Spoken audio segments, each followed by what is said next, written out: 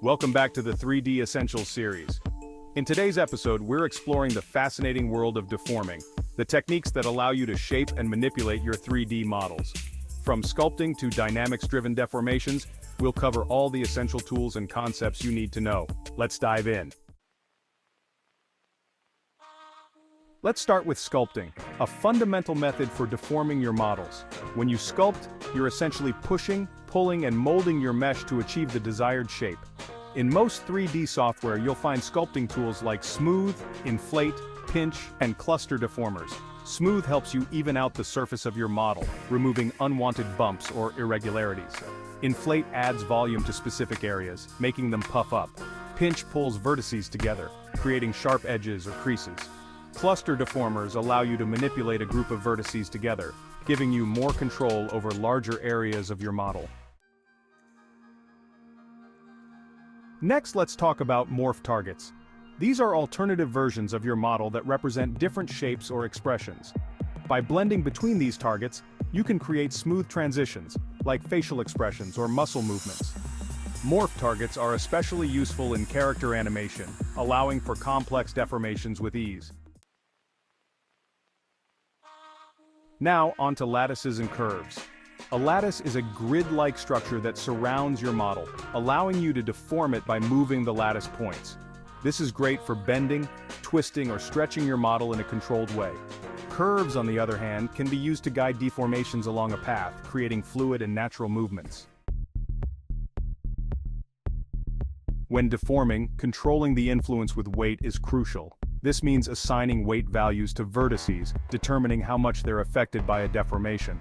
For instance, when using a bend deformer, you might want the base of an object to stay rigid while the top bends smoothly. Weight control lets you fine-tune this effect. Let's move on to specialized deformers. These are tools designed to apply specific effects like blend, flare, twist, flex, bulge, warp, or narrow. Each of these deformers allows you to achieve unique transformations, adding character and dynamism to your models. Blend smoothly transitions between two shapes. Twist rotates parts of your model, creating a spiral effect. Bulge makes areas of your model swell or shrink. Warp distorts your model in complex ways, bending it along various axes. Next up are soft bodies, which are governed by dynamics. Unlike rigid bodies, soft bodies can bend, compress, and stretch based on physical forces like gravity or collisions. This is especially useful for simulating materials like rubber, cloth, or jelly, where the object deforms realistically in response to its environment. Constraints play a big role here too. Constraints are rules that limit how an object can move or deform. For example, a cloth simulation might use constraints to keep the fabric attached to a specific point, like the corners of a flag pinned to a pole. Now let's talk about skeletons and muscles. In character animation, skeletons, also known as rigs, provide the framework that drives a character's movement. Muscles, simulated on top of the skeleton, deform the skin in a way that mimics real-life anatomy, adding a layer of realism to your animations. Rigid bodies are the opposite of soft bodies. They don't bend or deform when forces are applied. Instead, they maintain their shape, making them ideal for simulating hard surfaces like rocks, metal, or wood. In 3D, order matters, especially when applying multiple deformers or modifiers. The order in which you stack deformers can drastically change the final result. For instance, twisting an object before you bend it will yield a different effect than bending it first and then applying a twist. Experimenting with the order of operations can lead to interesting and complex deformations. Modifiers are another powerful tool in your deformation toolkit.